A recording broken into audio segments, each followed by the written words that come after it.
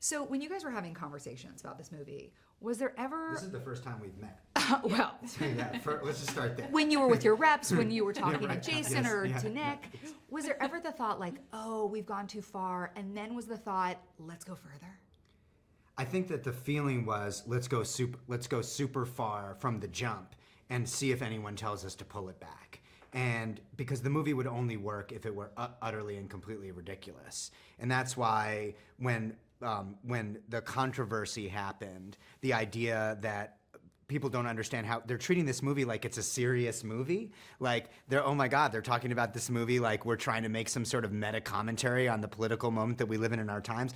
Don't they realize that this movie is silly? And so for us, we designed the movie to be incredibly over the top from the very beginning. 5 minutes into the movie, it's very clear when someone gets killed by a high heel shoe that we are not trying to make any commentary on violence in the world.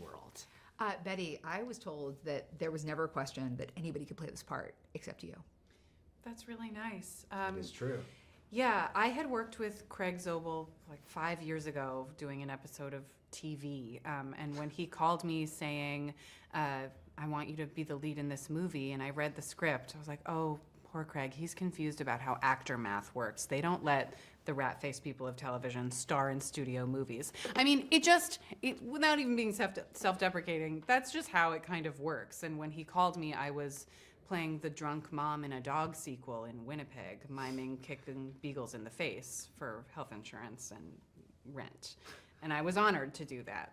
But that has been most of my life as an actor. You were honored to kick dogs? To mime kicking dogs. Yes, mime I was kicking the villain. I understand. The beagle It's was called the hero. acting, Right. Damon. Okay. Acting. Absolutely. I And it's do the a lot sequel. of pushing the envelope. Right, content. I understand. Yeah, Okay. It's my first rodeo with Good to know, yeah, absolutely. But I read the script and just my heart sort of sank because I was like, oh no, I have to play this part and it's probably not going to happen.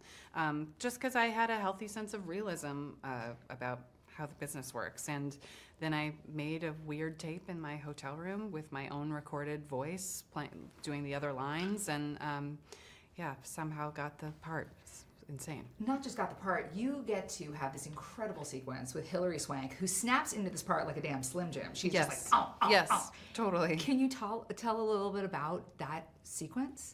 Yeah, I mean, that was the last thing we shot, and it was sort of the grand finale of dreams coming true for me. Because you destroyed the set in the process.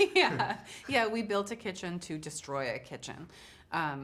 It was truly insane. Yeah, it was like an ice sculpture of a movie. We ruined the set at the end of the movie. Last question. Damon, do you think that people are going to start wondering if this perhaps is a continuation of Lost? Because you've got people on a plane going to a weird place where crazy shit goes down. Oh, interesting. Will that get people to see the movie? Yes, this is the sequel to Lost. I really think of The Hunt in a non-actionable way by the Disney Corporation, which owns Lost. But aside from that, I would say you should absolutely need to watch all 6 seasons of Lost in order to understand The Hunt. Mm-hmm. But right? real last question. What do you hope audiences take away from this? I think that the movie has been unfortunately misconstrued as this very intense, serious sort of meditation on this moment in time. And while all movies should be reflective of the time in which they're made, I just hope that people are like, I had a lot of fun watching that movie. The last thing that I expected when I went and saw The Hunt was to laugh and to really enjoy myself. And we have found that everybody who sees the movie mostly has that reaction. And so movies should be that too. This is not a serious movie. We take our jobs very seriously, but I think that the movie is a real blast. Betty? And people explode.